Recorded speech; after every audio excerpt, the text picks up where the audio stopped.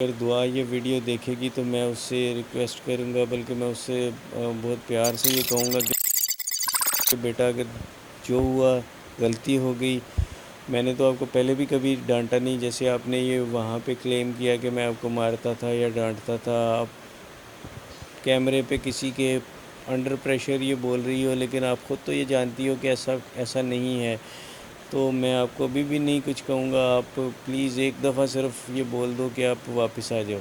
वापस आने का बोलो। मैं आपको हम पूरी कोशिश करेंगे, कानूनी तरीके से हम आपको यहाँ पे लेकर आएँगे। वो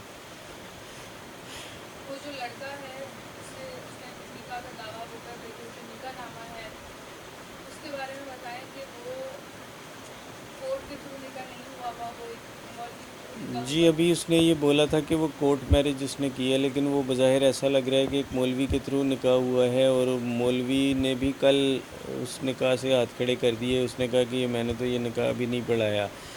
तो बज़ाहिर वो ऐसा ही लग रहा है कि एक फ़ेक सा पेपर है। एज भी उसकी गलत है, उसमें उसका आईडी कार्ड नंबर भी नहीं है, और जो है बाकी मैं इंशाअल्लाह ताला जब इसे रिव्यू पिटीशन करेंगे तो अगर अदालत हमारी साइड सुनेगी तो डेफ़िनेटली वो ये समझ जाएंगे कि ये एक अंडर एज केस था। और इसका फर्स्ट सुनवाई के अंदर उन्होंने ये चीज़ नोट नहीं की किसी भी रीज़न से। शायद उन्होंने बच्ची की बात पर भरोसा करके ऐसा किया, लेकिन उन्हें ये एटलीस्ट उसका आईडी कार्ड तो उसे मांगना चाहिए था कि अगर वो 18 साल की थी तो उसके पास आईडी कार्ड होना चाहिए था। अच्छा, आप ये चीज़ बता दें कि मैं दुआ का बाप हूँ, चाहे बचपन से जितना माँ बाप औलाद के दाम में कोई नहीं जानता, उसकी वीडियो देख के मैं इस बात को दावे से कह सकता हूँ कि वो अंडर प्रेशर होके या किसी के कहने में आके ये सब बोल रही है।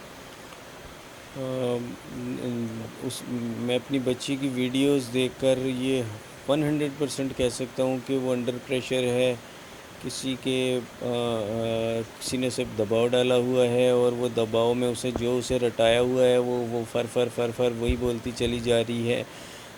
उसने ये भी कहा कि उन्होंने क्लेम किया कि हम 18 तारीख को वहाँ गए और हमने वहाँ पे जाके इनके घर में लड़ाई झगड़ा किया, लेकिन उनके पास अगर ऐसा कोई एविडेंस होता तो वो वीडियो की सूरत में कोई तस्वीर खींचते, कोई वीडियो लगाते, कोई एविडेंस देते। मैं यहाँ पर हूँ, मेरा अगर आप मोबाइल का सीडीआर निकालेंगे वो भी यहीं का आएगा। इवन ये कि मैं रोज़ाना की बुनियाद पर जो है वो पुलिस और रेंजर्स और दूसरे इदारों के साथ यहाँ पे बैठा हुआ हूँ। वो सब इस बात के ऊपर तो वो रेंजर्स इंटेलिजेंस वाले बैठे हुए थे, और वो हंस रहे थे कि यार ये एक अजीबोगरीब किस्म की बात है, क्योंकि आप तो हमारे सामने आंखों के सामने मौजूद हो। जो कुछ भी वो बोल रही है वो गलत बयानी कर रही है, और वो उसे जो रटाया गया है वो बस वही बोलती चली जा रही है।